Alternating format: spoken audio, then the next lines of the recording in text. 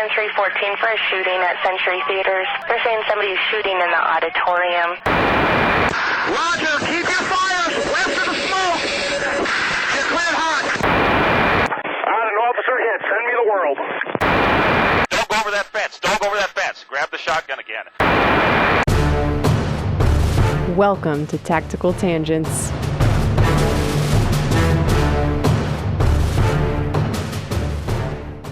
Welcome back to Tactical Tangents. This is Mike. This episode is brought to you by Devos Outdoor, your go-to source for lightweight, portable, and versatile lighting solutions built for the outdoors and beyond.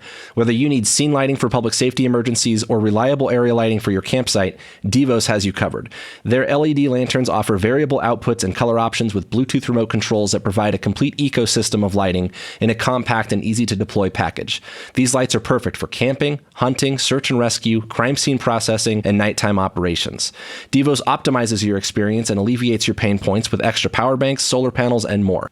Devos Outdoor ensures that you have long-lasting portable lighting no matter where you are. Check out their lineup at Devos, D-E-V-O-S, outdoor.com or find them on Amazon. Again, that's Devos, D-E-V-O-S, outdoor.com. This episode was also brought to you by Loa Boots. Start your day off on the right foot with footwear that was designed for those who stand relentlessly in the face of adversity. I wear Loa every single day, for miles on canine searches and for hours on tactical operations in inclement weather. No matter what, Loa keeps me moving. Whether you run, hike, hunt, or fight, on the streets or out in the woods, Loa has the gear you need to help you conquer whatever challenges you face. Go check out their new line of trail running shoes at Loa Boots, L-O-W-A boots.com, and get outside for some fresh air and daylight. Loa, for those who know where they're going and won't stop until they get there. We like case studies on this podcast, and it turns out our listeners like case studies on this podcast, so we thought we'd give you some. And man, we got some good ones for you in this episode. There are some good opportunities to learn. They're funny that we're going to cover. At the very least. We're going to talk about scams, and holy cow, there are a lot of scams to choose from. But I think you're going to find some patterns as we go through these stories. The first story is from a bro, listener to the podcast occasionally, Air Force dude. So he's about 40 when this happened. So not a grandfather, at least not that he knows of.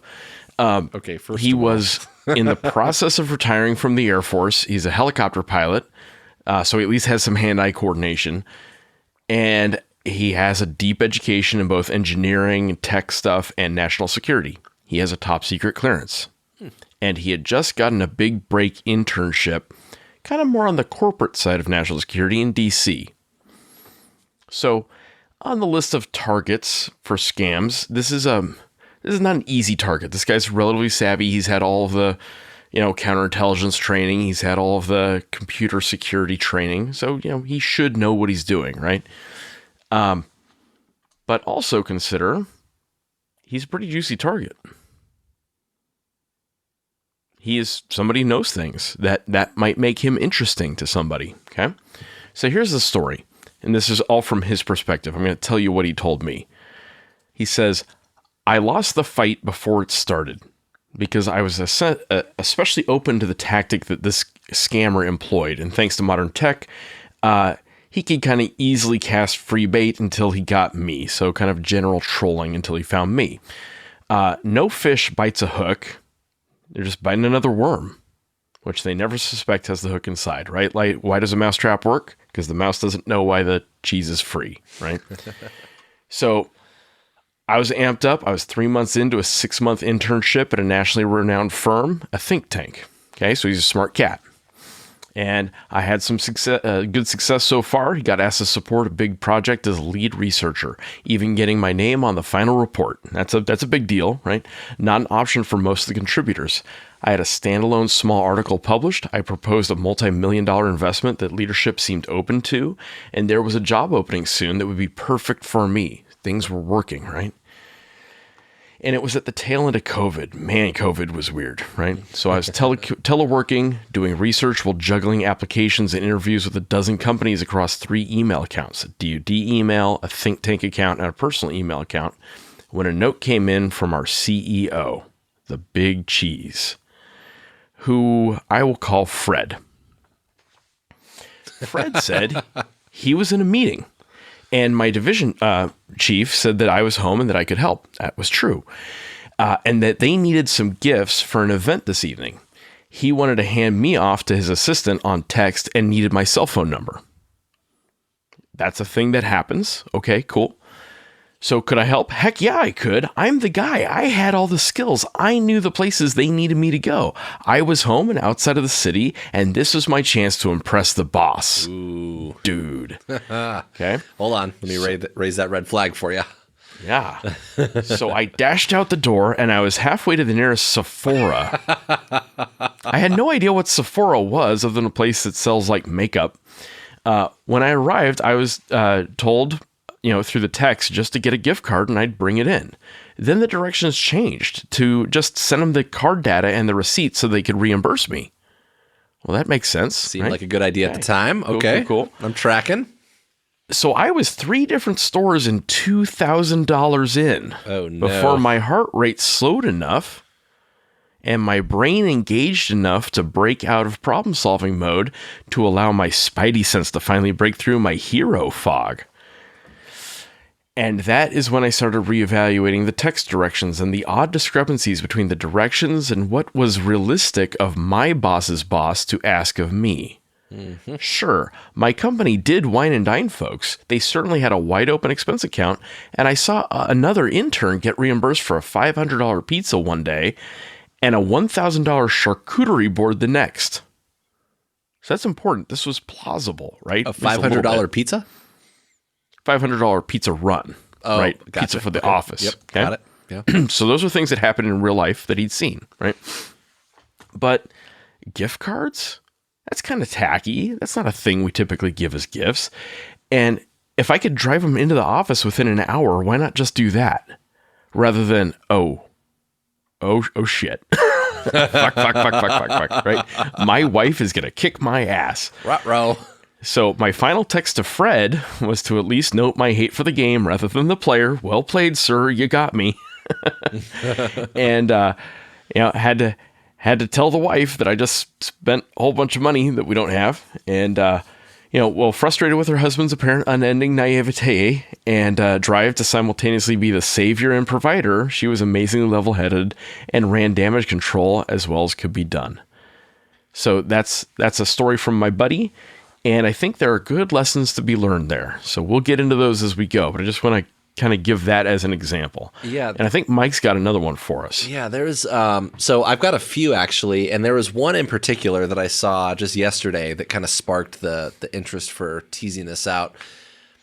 And it was a 2024 case out of New York where a privately owned dash camera caught this video that went viral.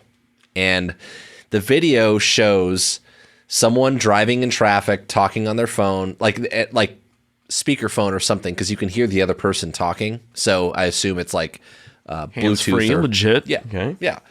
And they're chatting, the dash cam's running, and some car essentially cuts them off, slams on the brake.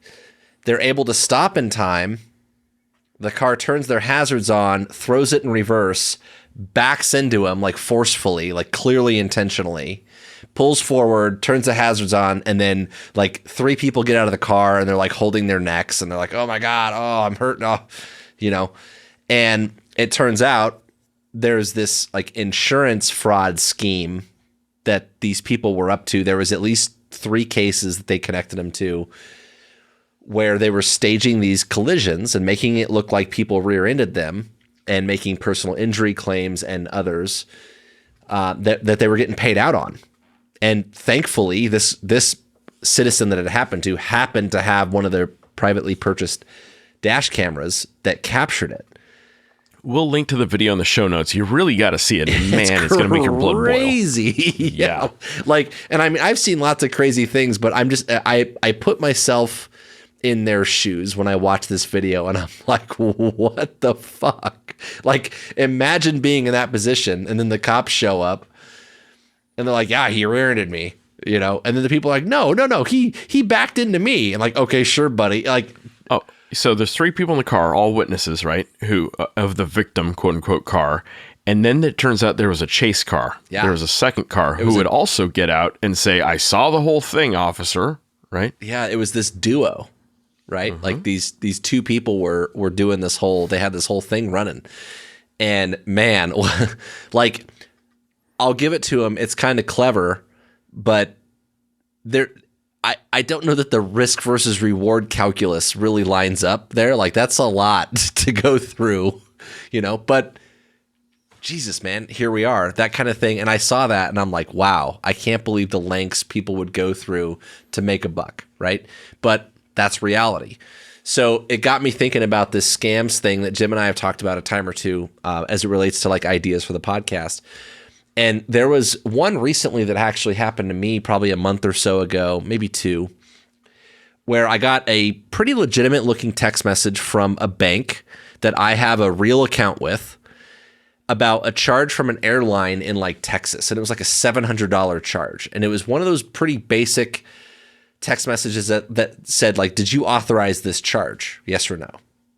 Like press 1 to confirm kind of thing. And I've gotten those from real banks and I have an account with this bank. And I'm like, no, I did not authorize this $700 bill from American Airlines or whatever it was, like out of Texas. And moments later, my phone rang. So I'm like, okay, I'm listening, right? Like this seems legitimate enough that I have to like actually pay attention. Now, keep in mind, I've investigated this sort of thing before. Like I've been down this rabbit hole. Like I'm not exactly open-minded when someone like calls me with great intentions about protecting me from fraud. So I was skeptical to begin with, but there was enough here, like the plausibility scale was enough that like I have to entertain this at least. And where this person fucked up was in the phone call, they said, yeah, your checking account, the debit card ending in XYZ made this charge. Did you authorize that charge? And I'm like, the what account? What kind of account? So with enough open-ended questions, I was able to be like, all right, here's the thing. Like, I don't have a checking account with that bank. I have a different kind of account. It's a line of credit. It's not a checking, like, there's no debit card. So I know you're full of shit. Gotcha, bitch.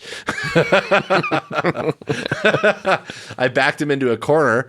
And, that being said, it was plausible enough. There was enough information there to get me on the phone that I'm confident that would have probably worked on a number of people that wouldn't catch it. Right. And consider what information do they need to get to make it sound plausible? Well, the thing is if you think about like bank loans and stuff, you could go, a lot of it's public record, right? And like my records have been sealed a number of times over the years and I probably got to like re-up it again, but you can go and you can look at a parcel on most government websites and find like who has liens on houses and what banks and things like that people have accounts with, right? And so like it's not really that hard to find if you're trying to link a person to a bank to make something seem plausible. But a lot of people probably don't realize that, right? There was another one just last week. A friend of mine from work was telling me that we were doing some training and he missed a call from a family member while we were doing training. And by the time he called him back, it was like too late. And he's like, dude, I feel so bad. And he's telling me about it. And apparently there was a family member or a close friend of a family member that got a phone call.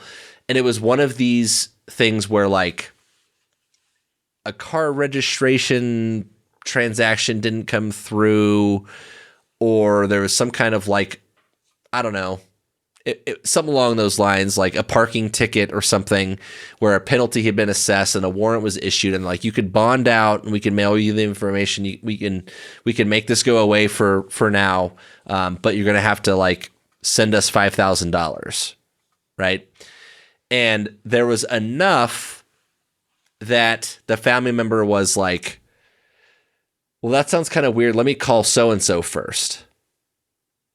This cop buddy. Call my relative the cop buddy. Right. Yeah. And they didn't answer, and some time went by, and obviously like they're stressing about it. They're anxious. They're getting worked up. Like, well, fuck.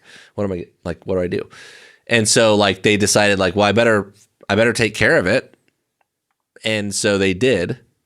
And by the time my buddy got back to him, and he's like, no, like nothing about that is like, you don't do that at 6 p.m. Like, that's not a thing. Like, courts are closed at 6 p.m. The DMV is closed at 6 p.m. There's nothing. And also that's not how they do business.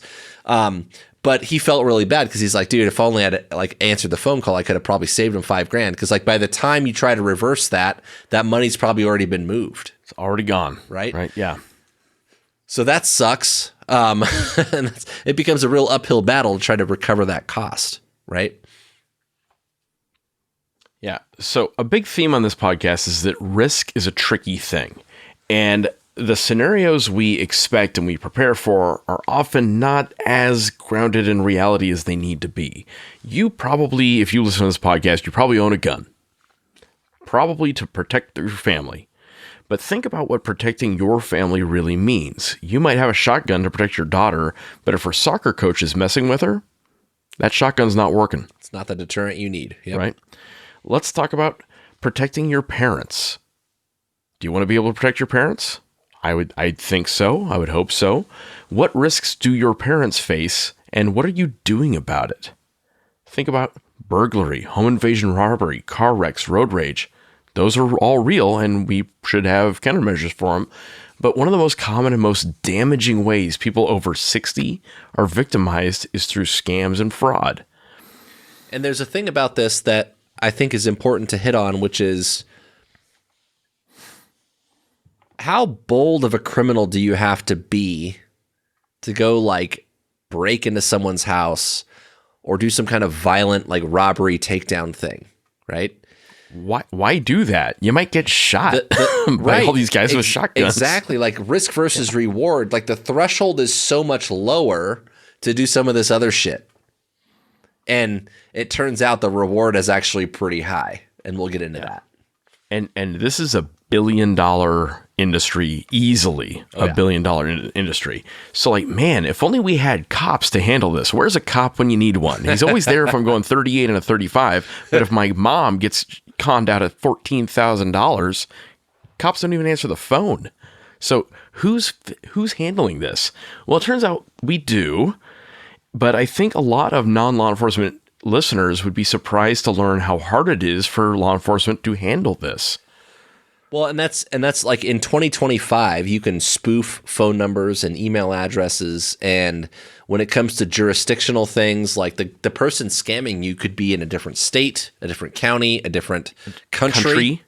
Yeah, so Officer Mike's going to go over to India and blow these guys up. Like, it's probably not going to happen. Well, and how do I even track that person down? Like, okay, I have a phone number. Even if I could track down that, like, that belongs to someone in the next county over, I can't prove that a certain individual was the one sending that text message. Like, it's just not that clear cut. Yep. So there are several federal agencies that deal with this. One of the bigger ones is one you may not have heard of, the FTC, the Federal Trade Commission. And a lot of their work is in trying to educate the public about it. How do we harden people to be less easily victimized? So the FTC has put out some materials about it. We're going to read some details to you that I think are enlightening. And we're going to link to some of their materials in the show notes, so you'll be able to check them out. Yeah, so the FTC stuff, when it comes to consumer reports of fraud, and everything like this, you always have to look through like a lens of skepticism and understand that like it also depends on who's responding to these surveys and who's actually making reports. And we'll talk about that later. A lot of, especially elderly people, are not making reports. They lose the money and they never say anything. That's a problem in and of itself. But in some of the material that the FTC has put out about some of these fraudulent schemes, looking at some 2024 data and published in March of 2025, one of the things that they established was that younger people lost money more often in a lot of these reports. Impossible. Young people can't be taken in scams. This is only for old people. Yes, obviously. People aged 20 to 29 reported losing money more often than people 70 plus. But when older adults lost money, they lost far more than any other age group. and consider the relative damage, right? A 70-year-old can't just go make more money in most cases, right? That's the savings that they're living off of that are now just gone. Yeah, if you get fucked out of like $300 or $50 on Facebook Marketplace, it's like, well, that's annoying, right? Like, and half of the people listening to this podcast may or may not even bother making a report on something like that, right? But if you lose $15,000 or something crazy like that, that's problematic. Yeah. So I know everybody listening to this podcast is way too ninja to fall for a scam, right? You're pretty savvy. Totally. And the problem is it's not good enough for you to be savvy. You need to make your mom savvy. And I can tell from personal experience that is tough. And your sister and like your wife. Your sister, your aunt, your wife, your brother, your uncle, your dad. And it isn't enough to tell mom, like, just don't click on links or just don't answer the phone. She's going to answer the phone. She's going to click on the links. Yeah. So what can you tell mom? What's going to work? One is showing some examples. Hey, let's watch a couple of videos of these scam calls. And there are lots of YouTube channels about this. So there's a lot of layers, I think, in this conversation when it relates to all of that and how you teach people and explain this to people, right? The biggest thing is like bad guys learn and evolve too, right? And they have a motive. Like there's legit, when I say motivation. Yeah, like $1 billion with a B dollars worth of motivation. Well, right? Yeah, right. And they're fueling their next high after this. Like they're literally staying up all night wondering how they're going to get the next hit, figuring out how to scam you and yours, right? So they learn and they evolve. And young people tend to evolve and stuff as well, right? But we all reach an age where we start to evolve a little bit less. And so older people often have a little bit harder time keeping up with technology, and they may not be familiar with like the latest banking security practices and whatever the fuck multi-factor authentication is and security questions and passkeys and what that gets us, right? And so education goes a long way, but the thing is a lot of the scam tactics these days capitalize on behaviors, not just intelligence. And I think it's important to highlight the difference between the two, right? Like, it's not about how smart you are. It's also understanding the things that people do day to day, what are habits to them, what is normal to them, the behaviors, right? They are bypassing the part of us, in many cases, that is problem solving or looking for threats. Yeah, I actually was talking to a buddy who studies, like PhD level studies, tactical psych. Which is it's a cool field, and I reached out to several friends about this topic: scams and tactics, counter tactics. He's like, Jim, I got something. I'm like, send it. And he's like, Jim, we did real research on this, and we found emotional attacks worked best. Okay, cool, but why? Because they short circuit thinking and cause rushed actions. Let me say that again. They short-circuit thinking and cause rushed actions. An example he sent me is an email that says, hey, HR miscalculated your leave balance and you actually have negative 15 hours of leave. Some people are going to react to that like in a heated, emotional way. And that is exactly what's going to get you to click the link. Yeah. Right? What the hell? What? Right? Yeah. Yeah. That is what they want, and that's how they're doing it. And right? that, because it hits you in a different way. Yep. Right? It's not just like paychecks are paychecks, right? Like credit card, whatever, but like my leave, excuse me. Yeah, and I think when it comes to some of the emotional stuff, there's a lot of social stuff that plays into that. And we'll hit into those as we go here. But one of the things that comes to mind when it comes to the behaviors thing and not just the intelligence, right? A lot of our parents did things mostly over the phone. And in 2025, those of us still with it, right, we do very little on the phone, like on actual phone calls. Like scammers take advantage of the people that like want to talk on the phone. right? If my phone rings, I will hit it with a hammer. Yeah. And that actually comes up in the FTC article that I mentioned that we'll put a link to, right? Is people lost more money per person, a median of $1,500 is what they said, when they interacted with scammers on the phone. Specifically, if you fall for the phone trick, there is more money per person lost. So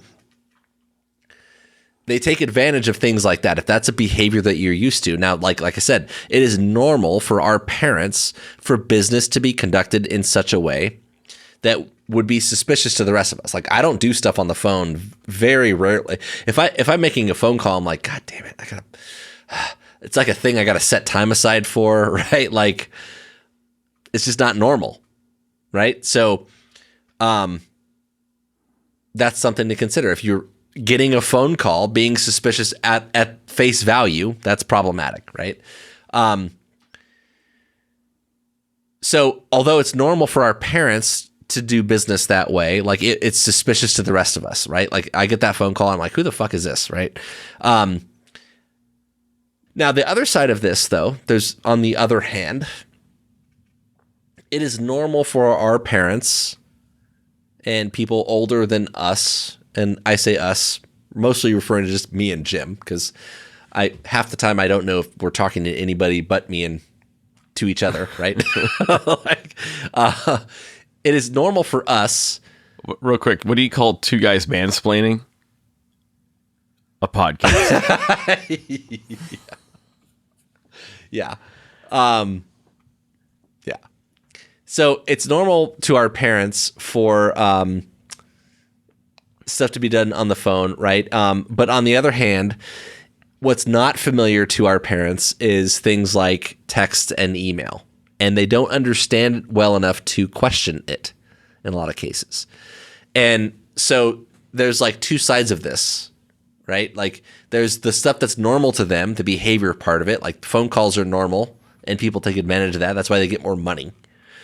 And then there's like the text and phone calls, which they don't understand, and we need them to be a little bit more skeptical about, right? And I don't know how to do that. There's an education side of like, well, just don't trust people so much. Like be a little bit more skeptical. People just can't be trusted. People suck. That's the lesson in that.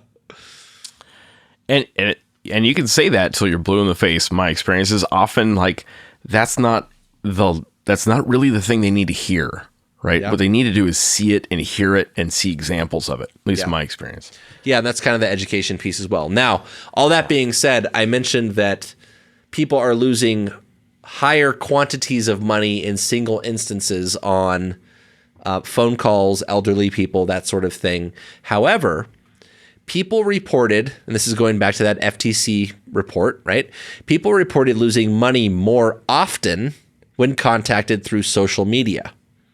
Most people, 70%, according to this article, reported a loss when contacted on a social media platform. And they lost more money overall. So this is important to kind of like suss out, right? There's frequency and there's severity. Younger people and social media, people are getting scammed out of money more often, more frequently. Older people over the phone are bigger losses typically per victim, per case.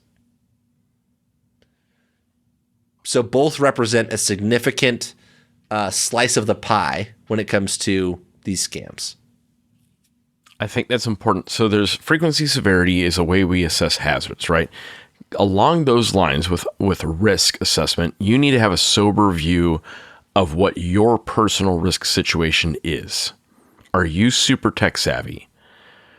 Are you a desirable target?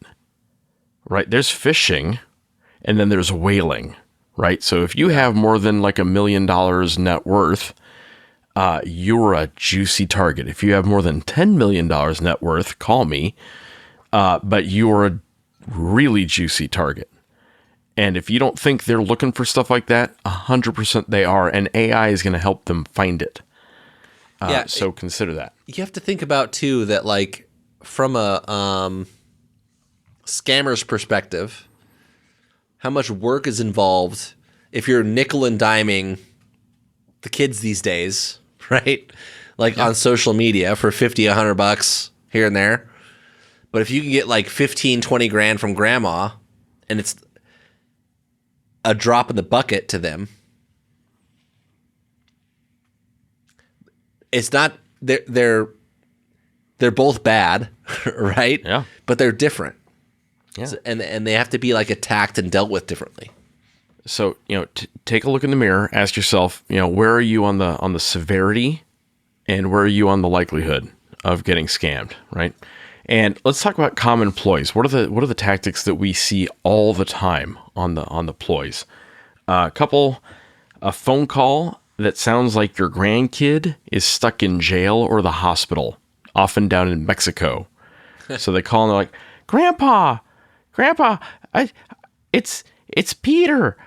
I'm stuck in jail. I need your help.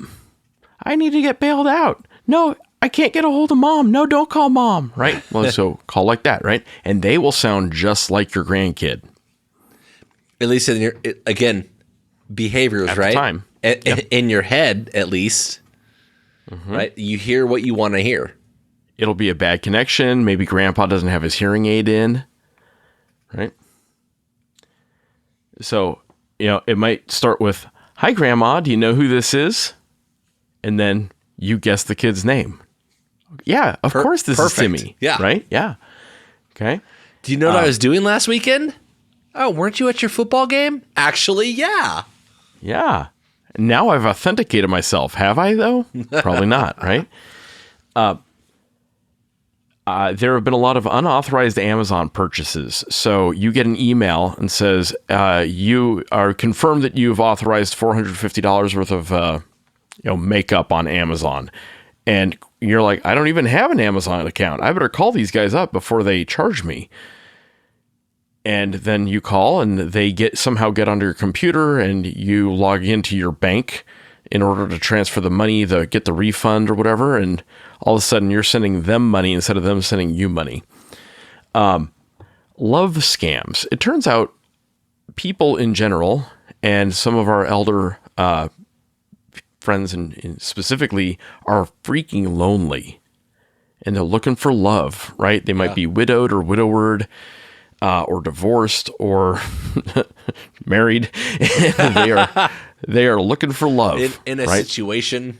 Yeah. So they get on the internets, they get on the eHarmonies or the Tinders, the Grinders, whatever the kids are doing these days, and they start chatting back and forth and they find a connection. And they see pictures and this person is just beautiful and they're really interested and they're paying you all kinds of attention and they love all your jokes and you're just soulmates. And they're not even a real human. Or they're a real human, just not the one you thought. Yeah, and it's some dude in like Ohio. Yeah, and they're in trouble, obviously. Yeah, they need some help. Yep. Yep. Legal trouble. Hey, you missed jury duty. There's a warrant for your arrest. You're an upstanding citizen. You don't want to be arrested at work, do you? My buddy from work, that might actually have been the one. It might have been a jury thing. It's a common one. Yeah, I can't remember. Car registration, parking tickets, it was something like that, but like jury, maybe it was jury duty, but some form of government, they are claiming some kind of government authority, right? Yeah. Something like that. And I think it's important to note, again, nothing in government happens very fast.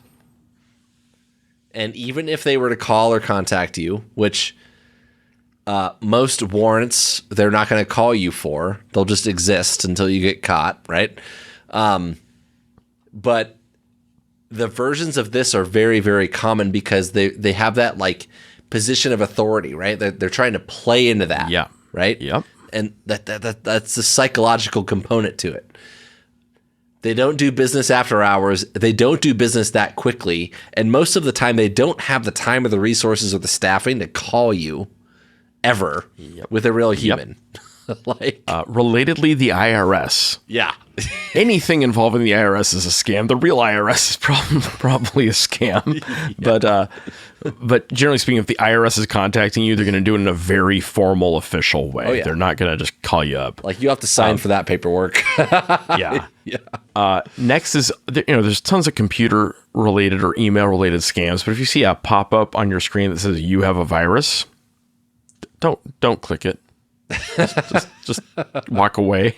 Pull the plug, tell your kids. So those are just a couple of the real common ploys. And I list those out because if you haven't seen videos of those in progress, like it is worth watching and is worth watching with your family. Yeah. There's a couple other ones that I've seen. One is if you're selling stuff on like Facebook Marketplace or eBay, you'll see people who want to like, hey, I can't come pick it up, but could you ship it to me? I'll send you the money right now. Well, if it sounds too good to be true, like it probably fucking ain't, is a good note to take. That's also true for all investment scams. That's also true for, can you help me find my engagement ring, which is like a classic scam that's in a bunch of movies and stuff, right? Yeah. Anything involving online payments where like you're going to send or receive money, but it could be easily canceled or reversed after the fact, or maybe not. Those are good red flags. Another common one that is important to note is weird little things they'll do with like voice recordings, right? Where there's a lot of phone scammers that will get you to say yes. They'll be like, hey, is this the homeowner? Is this so-and-so? Can you hear me? And you say yes, and they're using your voice in a recording that will claim that you agreed to some terms or conditions or a purchase or something like that. And sometimes it's blended in a script, like they have a whole thing they read and like blah blah blah blah blah blah blah blah blah blah blah. But by the way, is this the homeowner? And you're like, yes. But previously in there they said, we're going to do X, Y, and Z. Are you cool with that? Also, are you the homeowner? And you said yes to all of it, right? Other times they're outright shady and they're just saying like, they're going to take that recording of you saying the word yes. It sounds like you, it's your voice. And they're going to implant that somewhere else. And well, related to this, so consider Mike's example where he's talking back and forth with the people claiming to be his bank, right?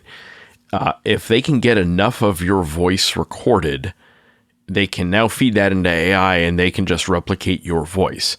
And it's not necessarily that they're coming after you, but now if they've got enough information, especially if you're a whale or if your mom is a whale, they will use Mike's voice to call Mike's mom. Yeah. Right? So just generally speaking, don't give them the satisfaction if you can help it. So what can you do about it? And about that, so like, yeah.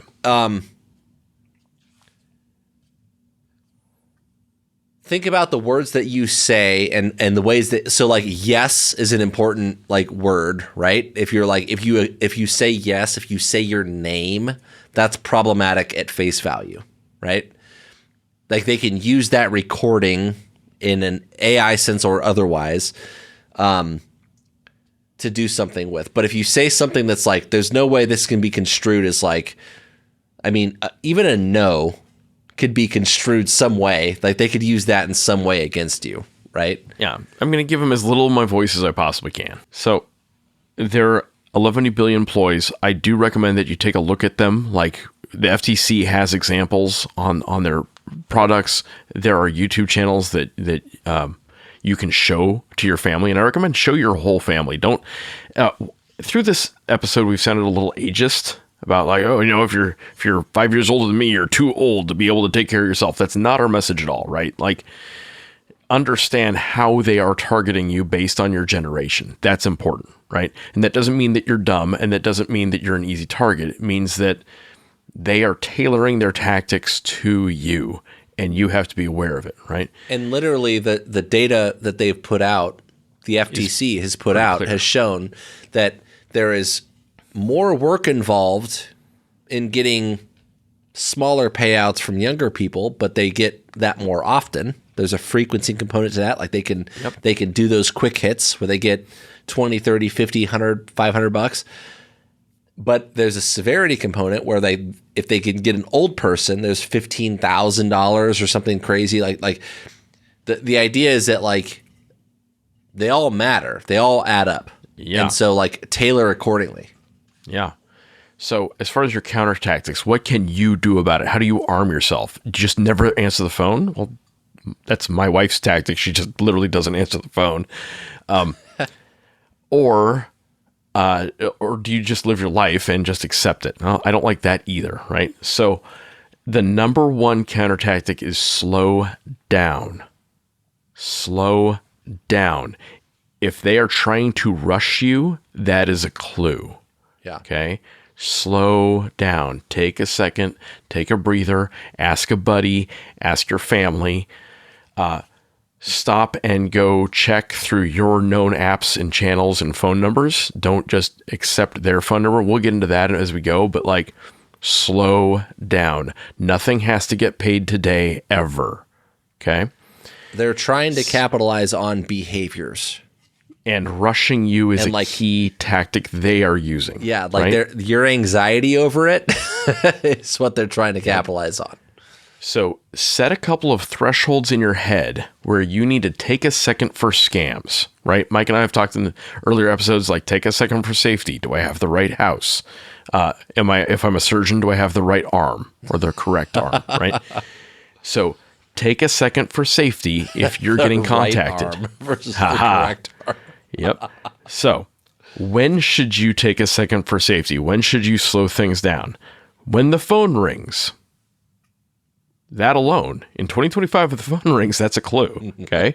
When the text comes in, when the email comes in, if the doorbell rings, I want you to stop and say, if this is a scam, how would it present itself, okay? Next, take a second for safety if anyone or any computer asks you to authenticate yourself. Why am I being asked to authenticate myself right now? They called me, okay? If you're being asked to transmit money for any reason at any time, especially if you didn't initiate it. If you're going and shopping and buying a thing, that's one thing. If they called you and now all of a sudden you're sending them money, or if they call you about trying to send you money, if there's money moving, take a second for safety, okay? Next is when someone is rushing you. If they put a time pressure of any form on you, that's a clue. Nothing has to get paid today. Another big one on this one is phone a friend. If they are saying, don't tell your family or don't call your buddy, that's a clue. Grandma Jim always used to say, you know, Jim, if anyone ever says don't tell your parents about this, you know what I want you to do? Tell your parents. I want you to picture in your head a big red flag going up a flagpole. If someone says, don't tell your parents, what do? You tell your parents. If you're a grandma and someone says, don't tell your kids this, that should raise a big red flag in your head. Absolutely tell your kids. If someone says, don't tell your family, don't call anyone, the bank teller will ask you questions. Don't say anything to the bank teller. That should be a big clue, okay? Stop and make a phone call. Next, counter tactic is recognize plea to authority.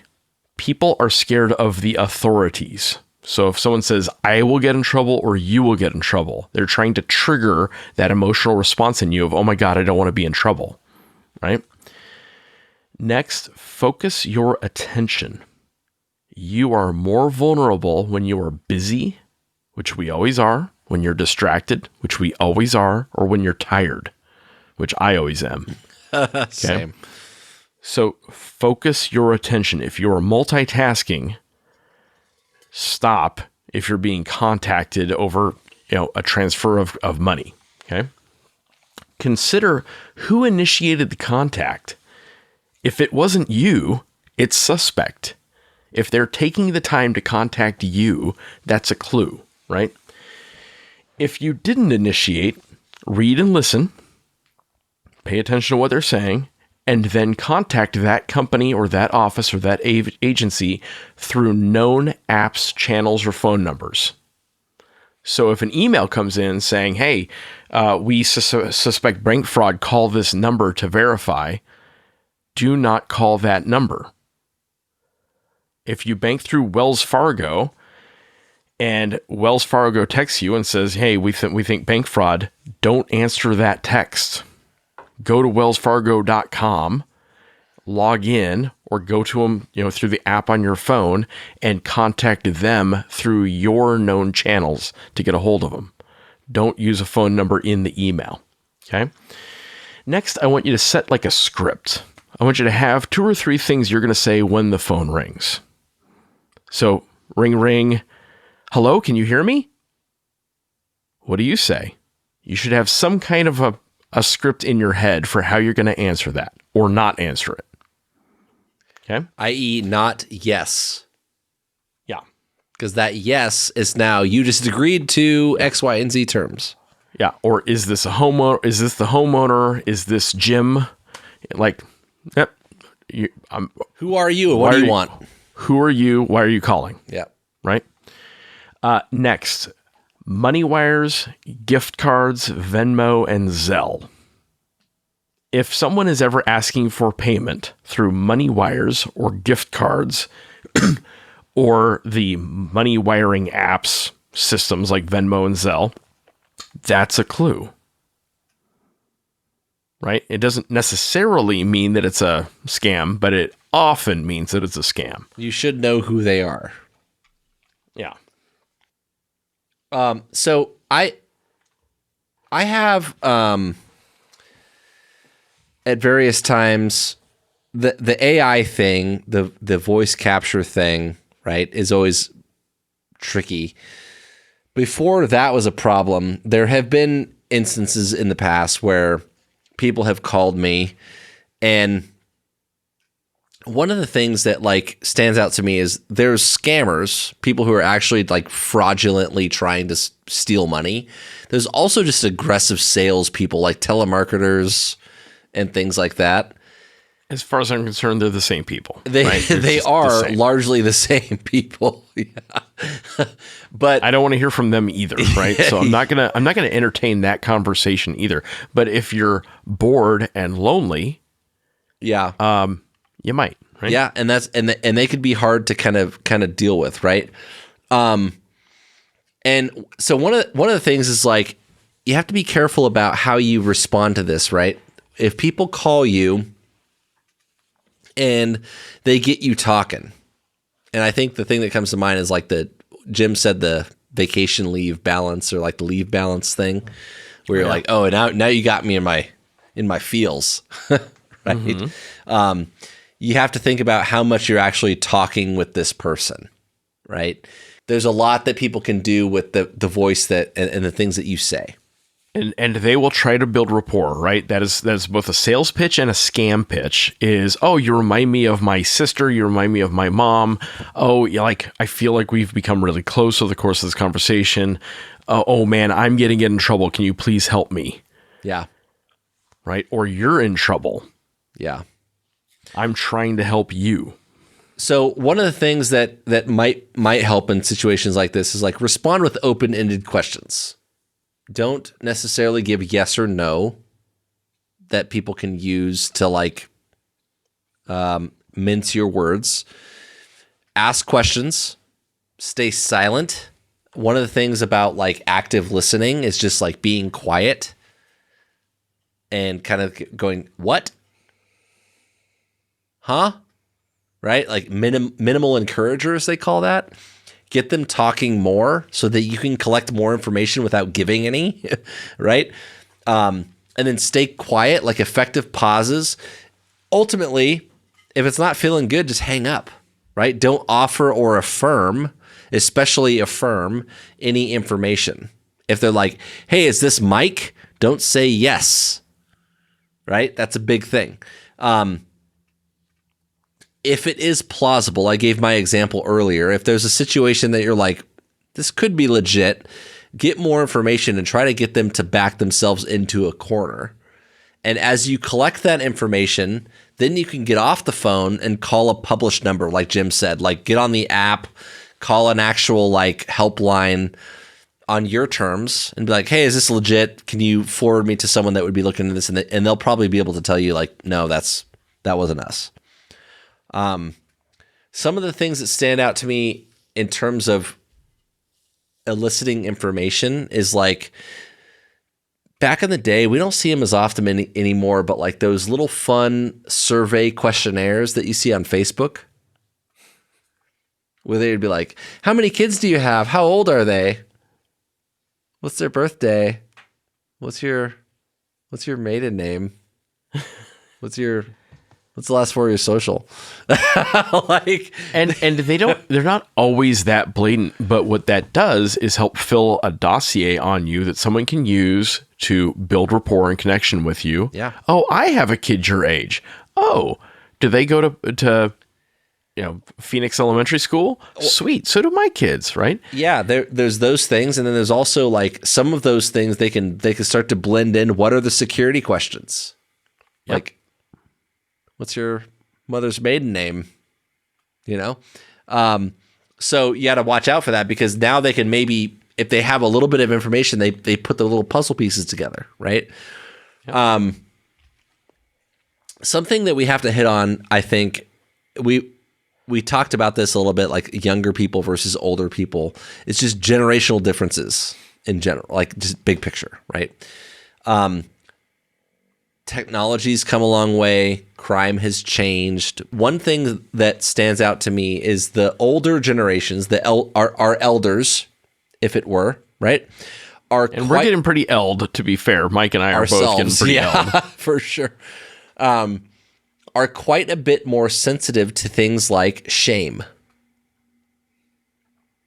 And a lot of people older than us, especially, out of pride or fear of embarrassment, are perhaps less inclined to either admit to falling for a scam, or if they do fall for one, are less inclined to report or do something about it. And if you have to confront this sort of thing in someone you care about, right? Like you think your mom or your dad or whatever, uncle so-and-so did something or admitted to something or got screwed over somehow, and you try to confront that, they might get a little defensive about it. And that can be difficult to navigate. Yeah, and maybe a lot defensive, right? Because you're not just your pride is wrapped up into this, but especially with aging, you may have real concerns about your ability to function unaided, and you might be worried that your kids have concerns about you being able to function unaided. So, you're getting older, you're getting out of touch. Maybe you shouldn't be in charge of your own finances. That sense of loss of control is really, really scary, right? And yeah. I'd like to tell you that I understand it. I understand it as much as someone my age can understand it. That day is coming for us all, right? Yeah. But one of the reasons these scams work is the scammers are counting on the fact that you're going to be too embarrassed to tell your friends that you've been taken. That keeps your friends from learning from your mistakes. So we're not making the group, the community, safe from that tactic if you hide the fact that the tactic was used on you. Okay? Next, you think you're too smart to be taken. That arrogance is a vulnerability. The notion that it couldn't happen to me or it couldn't happen here, that makes you slower to catch on to it. And, more embarrassed and more likely to hide it if you do get taken. So it's a vicious cycle. So pride is screwing with us here, and we got to break it. Okay? Oh, yeah. There's so much to unpack in all of this, right? Like I mentioned the ways that like scammers, like salespeople on the phone will try to get us to like agree to shit, and whether it's outright deceptive or like shady versus just trying to get us to agree, you say yes enough times, then hopefully you'll say yes when they actually want you to say yes. Regardless, it becomes problematic. And related to all that is one of the little like social dynamics I want to hit on here is just about like people who show up to your front door, right? There's the scammers, and then there's just aggressive salespeople, like I said earlier, which, Jim, I agree. Like we could lump those in the same category, but also like when people show up at your front door, it's a little bit different because it's face to face. Yes. I have a rule that if you knock on my door, you're getting checked for warrants. There are legit businesses that do door-to-door sales, and there are Girl Scouts, which I count as a separate category, right? But too often, door-to-door sales are used for either scams or casing for burglary. And I want to discourage that altogether. So I consider all door-to-door sales suspicious, and I will always call the cops every time. And I try to get my neighbors to do the same. Does that sound over the top? Well, to some people it does. It seems very, very rude. But in one neighborhood I lived in, we had a lot of door-to-door sales, and we had all the cars getting broken into all the time. And then we started calling the cops on all the door-to-door salesmen, and then the cars stopped getting broken into. Weird. Yeah. So this is the thing. Science. Yeah. This is the thing, right? So like, sometimes it's outright like shady, and sometimes it's just aggressive, right? And the social dynamic here when it comes to, especially when you're trying to coach people. Now, like, I'm a cop, right? Like I talk to people for a living, and I have no problem calling people on their bullshit. Some people are not that, and they're not comfortable with that. And so there comes a point where if people are trying to be nice or polite and they don't want to like blow people off, they don't want to seem like a dick, this becomes kind of problematic. And one of the little like sales things that I see a lot, and the reason I bring this up is like the episode's not about like counter salesman like tactics per se, but the lines do get blurry, to Jim's point. Yeah, sometimes it's hard to tell, and Yeah. I don't want to have to figure it out, so fuck off. Right. Like, Right. And also, like, in terms of those getting blurry, it's also just taking advantage of people in some way. So like one of the things, like if I go to like Costco and there's someone there that's like, hey, who's your cell phone provider or your TV provider? And I'm like, none of your fucking business, dude. Like, get off me. Like, I'm not looking for a cell phone provider or a TV provider. And one of my personal favorites is like when they get offended, if you're like, no thanks. And they're like, what? I asked you a question. You're just going to ignore me? And like, I've had a couple occasions where people have like tried to confront me on blowing them off when they're like, hello, sir, who's your TV provider? Who's your cell phone provider? And I'm like, you don't get to ask me those questions. Like I don't owe you a response to that, first of all, right? But often they start with a question that's kind of designed to force you to engage because people don't want to be rude. They're capitalizing on that, right? And usually I just try to go like, not today, man. No thanks. And I kind of smile and like give them a wink like, nah, dude. Not your day, not your guy. But some people really struggle with that, and they'll engage because they don't want to be rude. And especially face to face, that's a hard thing, right? I officially give you permission to be rude. Absolutely, right? There's been a couple of occasions where I've gotten phone calls where like someone calls me and they're like, hey, is this the homeowner? And I don't say yes. I go, who is this?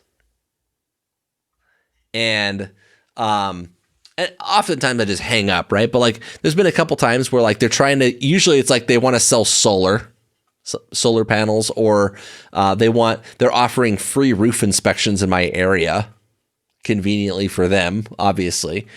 And I go, no, thank you. Goodbye. And there's been a couple times where they want to like argue or debate with me about it. Like, what do you mean? It's free. No, thank you. I said no. And most of the time I just hang up, right?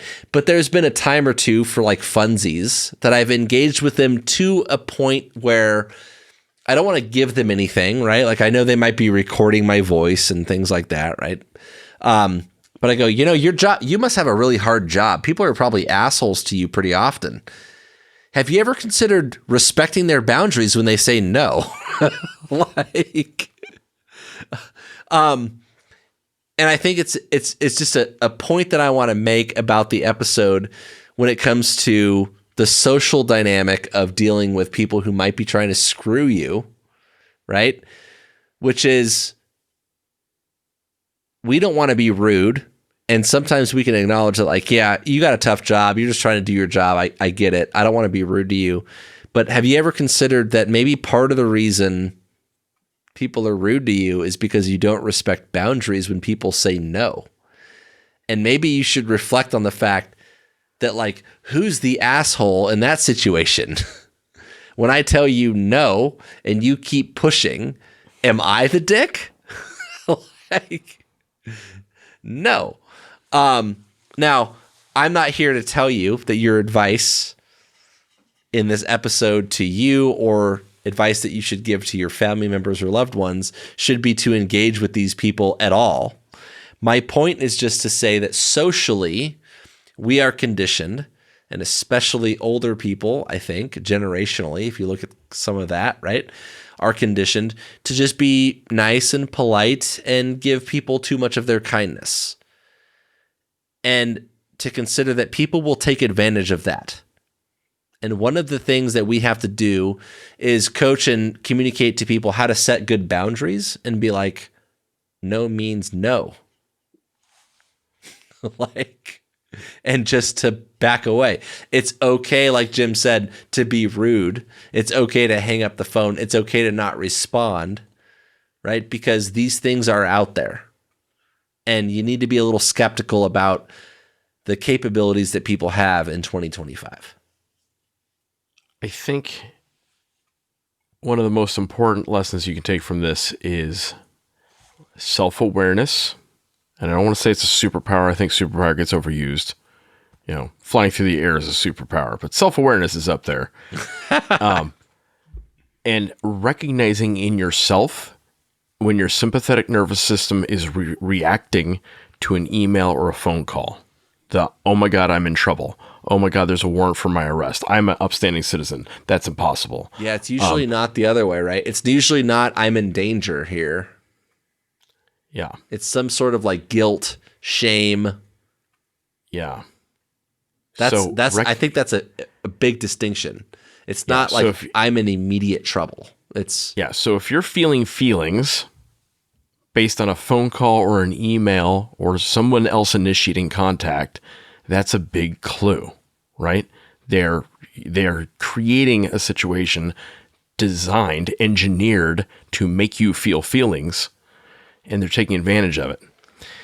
If you have a lot of net worth, if there's a lot of information publicly available about you or about your family members, that makes you an easier target, and they're going to have a better, more thoughtful approach to you because they've got more information to craft that approach to you. Okay. If you're being rushed ever, that's a big clue. And if someone says, don't tell your family or don't tell the bank teller or don't tell anyone, tell somebody like that. Treat it like if, like I said, Grandma Jim used to say, hey, if someone says don't tell your parents, you should definitely tell your parents. I want you to visualize a big red flag going up a flagpole and be like, Jim told me I need to call my family if someone tells me not to. And, if you don't pay the bill, you're not going to go to jail today. Yeah, I think the appeal to authority is a big thing. Yep. If a government entity, like, you have to understand that, like, in government, there is very little, like, there's very few instances that anyone is going to come track you down to the extent that they're going to call. Like, have you ever tried to call the DMV? Like, just consider that like, have you ever tried to call, like, have you ever called the help desk at the IRS and been like, hey, like, I'm trying to figure out how much I owe you guys? Like, has that been an easy task? If they're calling you up saying that you owe them something and like you better do something now, like they don't operate at that speed, my guy. Like that's just not a thing, right? Like the appeal to authority, I think, is a big one that happens a lot, whether it's from like a court or a government entity of some form that's just not real. There is always time to be like, okay, can we set a meeting for next Tuesday at 10 a.m.? And we could talk about this. Like, ain't no one tracking you down personally for most of that stuff. Like, even for big things, if it's real, you'll know. It'll be like certified mail, legal documentation, like unmistakably authentic. And if you receive these contacts, you go find through a third-party source a legitimate phone number or website or app to contact that company or agency through. Yeah. You don't call them through the phone number in the email they sent you. Absolutely. Or on the link that they sent you. For sure. I think that's all I got. I think this is, it doesn't sound very tactical, but I'll tell you what, if you take protecting your family seriously, And people be getting this screwed. is it. Yeah. This is the game, right? Dude, my buddy being willing to last be week rude. was like, God, fuck, I feel so bad, dude. Yeah. He felt so bad because he's like, if I would have answered that phone call sooner, they wouldn't be out $5,000, $5,000. And he was like, to us, we look at it and we're like, are you serious? 5,000? You sent $5,000 to that person? Like, to us, we look at it and we're like, you got to be kidding me. But like, and bear in mind, does that help after the fact? Does it help to be like, disappointed in that person? It just makes it less likely that they're going to fess up the next time. no. And really, it just, I think it, in my buddy's perspective, it just he just felt bad, right? Oh, yeah. Because to him, it was very clear. And to a lot of us listening, it might be very clear.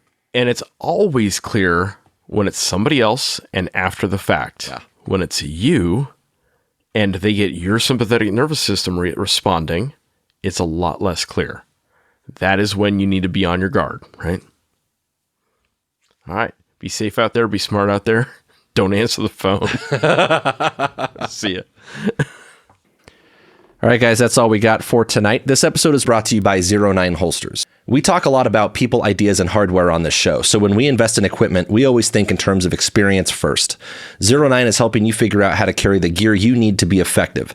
They are built by cops, for cops, with a minimalist design and bomb-proof durability. Radio cases, flashlights, body cameras, even canine remotes, you name it, 09 has been filling a void in tactical duty holsters for more than a decade. Go see what they offer at 09 Holsters. That's ZERO, the number 9, holsters.com. 09, built to win the fight. And this is Jim. This episode is also brought to you by ManusX. We've talked a lot about the tactical fantasy on this podcast, and one of the quickest ways to break your tactical fantasies and actually improve your performance is by getting real feedback. One of the ways you can do that is with ManusX. You're not going to get better at shooting on your own. You need practice, data, and coaching. And you need to make the most of your ammo with good live and dry fire training. Manus is a family of training devices that tracks you while you train.